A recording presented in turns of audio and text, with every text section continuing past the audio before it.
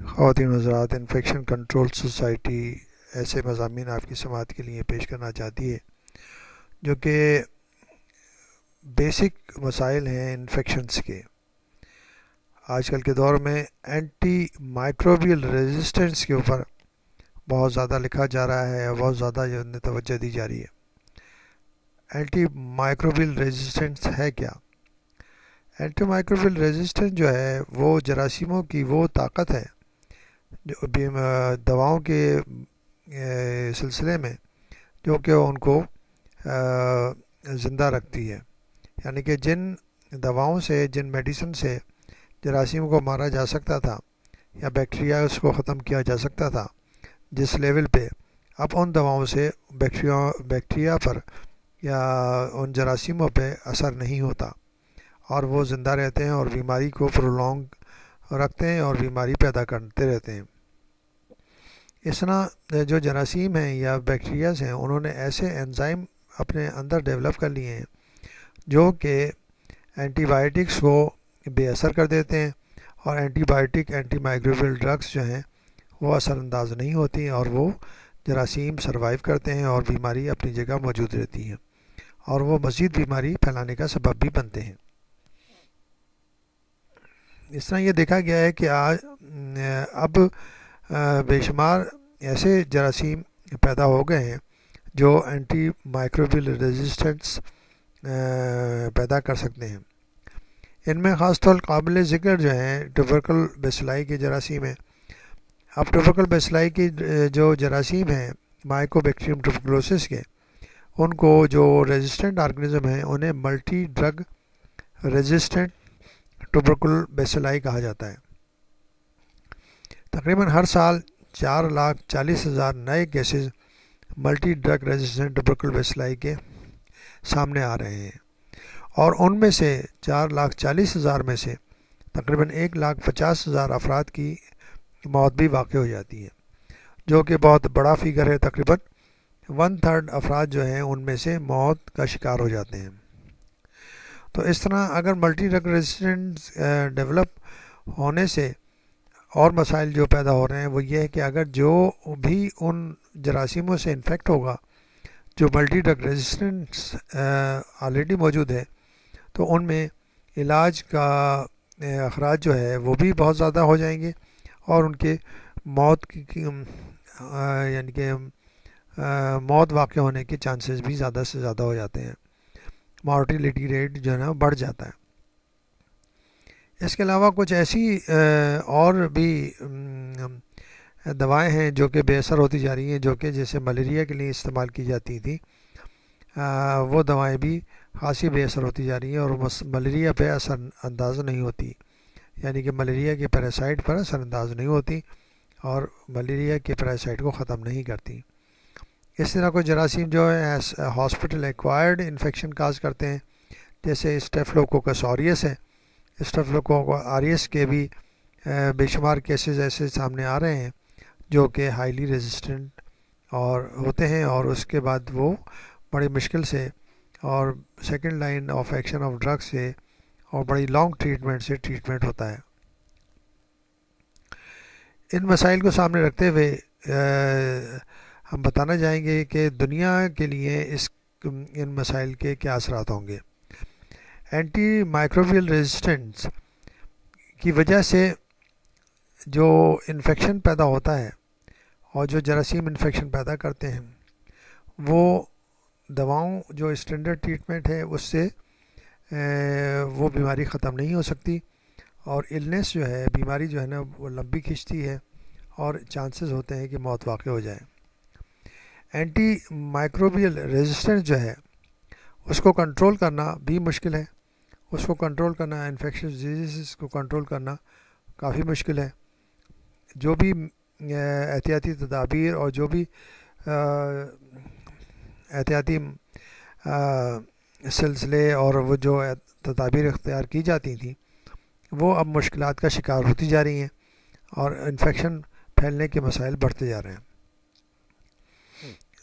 Anti microbial resistance کی وجہ سے یہ ہو سکتا ہے، اب یہ بھی خیال پیدا ہونے لگا ہے کہ ہم اسی پری اینٹی بائیوٹک ایریا میں نہ چلے جائیں کہ جب ساری کی ساری دوائیں جو ہیں وہ بے اثر ہو جائیں گی اور جراثیم جو ہے بے شمار جراثیم ایسے پیدا ہو جائیں گے جن کے اوپر کوئی دوا اثر نہیں کرے گی. اور سب سے اہم بات یہ ہے کہ جو یونائٹڈ نیشن کا ایک گول تھا 2015 تک کہ ساری بیماریوں کو انفیکشس ڈیزیز کو کنٹرول کر لیا جائے گا، وہ حاصل نہیں ہو سکے گا.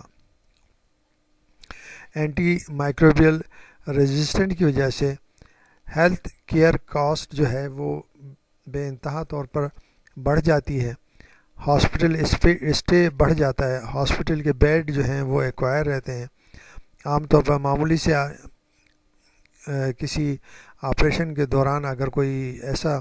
جراثیم جسم میں داخل ہو جائے جو کہ اینٹی مائکروبیل ریزسٹنٹ ہے یا ملٹی ڈرگ ریزسٹنٹ ہے، تو اس کی وجہ سے خاصا ہاسپٹل کا خرچہ بڑھ جاتا ہے اور بیماری کے اوپر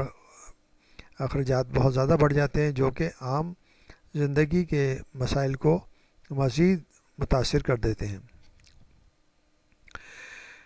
اینٹی مائکروبیل ریزسٹنٹ جو ہے وہ ہیلتھ کیئر سسٹم کو بری طرح سے متاثر کرتا ہے اور سوسائٹی کے مسائل بھی بے شمار پیدا ہو جاتے ہیں. اسی طرح اینٹی مائکروبیل ریزسٹنس جو ہے وہ ہیلتھ سیکورٹی کے حوالے سے بھی مسائل پیدا کرتا ہے اور جو اکنامکس ہو اس کو خاصا طور پر ڈیمیج کر دیتا ہے. اب اس کے فیکٹس جو ہیں اینٹی مائکروبیل ریزسٹنس کے، جس سے کہ ہم نے آپ کو بتایا ٹیوبرکلوسس کے بارے میں کہ ہر سال 4,40,000 نئے کیسز ڈیولپ ہو رہے ہیں، اور اب جیسے جیسے یہ 4,40,000 کیسز کمیونٹی میں جا رہے ہیں تو اس سے اور زیادہ کی تعداد پیدا ہونے کے چانسز ہوتے ہیں، اور ان میں سے تقریباً 1/3 افراد کی موت واقع ہو جاتی ہے، جو کہ 1,50,000 کی موت واقع ہو جاتی ہے ملٹی ڈرگ ریزسٹنٹ کیسز کی وجہ سے. سب سے بڑا مسئلہ یہ ہوا ہے کہ ملٹی ڈرگ ٹروپیکل بیسیلائی جو ہے اب تک 64 کنٹریز میں دریافت ہو چکا ہے، یعنی کہ 64 کنٹریز کے اندر یہ بیکٹیریا جو ملٹی ڈرگ ریزسٹنٹ بیکٹیریا ہے وہ موجود ہے، جس کی وجہ سے وہاں پر بھی خاصے نئے کیسز ڈیولپ ہونے کے چانسز ہو گئے ہیں. ہم antimicrobial medicine antimalarial medicine کے بارے میں بتانا چاہیں گے کہ ایک زمانے میں کلوروکوئن اور سلفا ڈاکسیزین پائریمیتھازامین وغیرہ جو ڈرگس تھیں وہ ملیریا ختم کرنے کے لیے، ملیریا کو ٹریٹمنٹ کے لیے استعمال کی جاتی تھیں، مگر اب فیلسیپیرم ملیریا کی ایسی ورائٹی سامنے آ چکی ہے جو کہ ان دواؤں سے، ان میڈیسن سے اثر انداز نہیں ہوتی، اور ان پر فیلسیپیرم ملیریا کے اوپر ان میڈیسن کا کوئی اثر نہیں ہوتا، اور وہ ان لوگوں کی موت واقع ہو جاتی ہے جو کہ ملیریا کے مریض ہوتے ہیں. اب یہ بھی دیکھا گیا ہے کہ اچھے خاصے کیسز جو نا ہاسپٹل ایکوائرڈ انفیکشن کے اسٹیفلوکوکس اوریس کے ذریعے ہوتے ہیں اور وینکومائسن ریزسٹنٹ انٹروکوکائی کی وجہ سے ہوتے ہیں، جس کی وجہ سے ٹریٹمنٹ خاصا مشکل ہو جاتا ہے، اور فرسٹ لائن آف ایکشن جو میڈیسن تھیں وہ استعمال کرنے سے یہ انفیکشن ختم نہیں ہوتا، اور ہاسپٹل ایکوائرڈ انفیکشن کے کیسز مزید بڑھتے جا رہے ہیں، جس کی وجہ سے ہاسپٹل اسٹے جو ہے بڑھ جاتا ہے. اب خاص طور پر یہ دیکھا گیا ہے کہ HIV ایڈ انفیکشن کے اندر جو انفیکشن ہوتے ہیں وہ بھی خاصے ملٹی ڈرگ ریزسٹنٹ کیسز کے واقع ہونے لگے ہیں، جس کے ذریعے HIV ایڈز کی ٹریٹمنٹ میں مسائل پیدا ہو جاتے ہیں. سپروفلاکسین جو اینٹی بائیوٹک ہے WHO کی طرف سے جو خونی پیچش یعنی کہ جو ڈائریا ہوتا ہے جس کے اندر خون دستوں کے اندر خاصا تعداد میں آتا ہے اور شگیلا آرگنزم کی وجہ سے ہوتا ہے. شگیلا آرگنزم کے ٹریٹمنٹ کے لیے، اس شگیلا انفیکشن کے ٹریٹمنٹ کے لیے سپروفلاکسین جو ڈرگ ہے وہ WHO کی طرف سے ریکمنڈ کی گئی تھی، مگر اب ایسا دیکھنے میں آیا ہے کہ سپروفلاکسین ڈرگ بھی جو ہے ان ایکٹیو ہوتی جا رہی ہے، اور وہ اس قسم کے ڈائریاز کو جس میں بلڈ شامل ہوتا ہے اور شگلے کا وجہ سے ہوتی ہے، اب جو ہے سپروفلاکسیسین سے ٹریٹ نہیں ہو سکتے، اور یہ جو ہے اینٹی مائکروبیل ریزسٹنس کی ایک بہت اہم مثال ہے، جس کے لیے ہمیں ٹریٹمنٹ کے لیے متبادل اینٹی بایوٹکس ڈھونڈنی پڑیں گی۔ اینٹی مائکروبیل ریزسٹنس جو ہے گونوریا کے کیسز میں بھی سامنے آ چکا ہے۔ نائسیریا گونوری کے کیسز جو ہیں اس کے لیے last line of action of drug جو ہے سیفلوسپورین تھی۔ اب ان سیفلوسپورین کے اگینسٹ بھی اینٹی مائکروبیل ریزسٹنٹ گونوریا کے کیسز میں سامنے آ چکا ہے، اور کافی تحقیقی مراسلے اور تحقیقی پیپرز جو ہے نا ورلڈ وائڈ سامنے آ چکے ہیں، جس میں دیکھا گیا ہے کہ گونوکوکل انفیکشن جو ہے سیفلوسپورین کے ذریعے بھی ٹریٹ نہیں ہوتا، اور وہ کیسز جو ہیں وہ سیفلوسپورین سے بھی ٹھیک نہیں ہوتے۔ اس طرح یہ ایک بہت بڑا مسئلہ ڈیولپ ہو رہا ہے، جو کہ سیکسولی ٹرانسمیٹڈ ڈیزیزز کی وجہ سے سامنے آ سکتا ہے، اور یہ اس کے لیے ٹریٹمنٹ کے لیے جو last line of action of drug ہے وہ بھی انیکٹیو ہوتی جا رہی ہے، جس کے مسائل بے انتہا ہوں گے۔ اس وجہ سے اینٹی مائکروبیل ریزسٹنس کو خاص طور پر دیکھا جانا چاہیے ہیلتھ سیکٹر میں، اور اس کو کنٹرول کرنے کے لیے انتہائی اہم اقدامات اٹھانے چاہیے، تاکہ یہ مسائل مزید نہ بڑھیں، جو کہ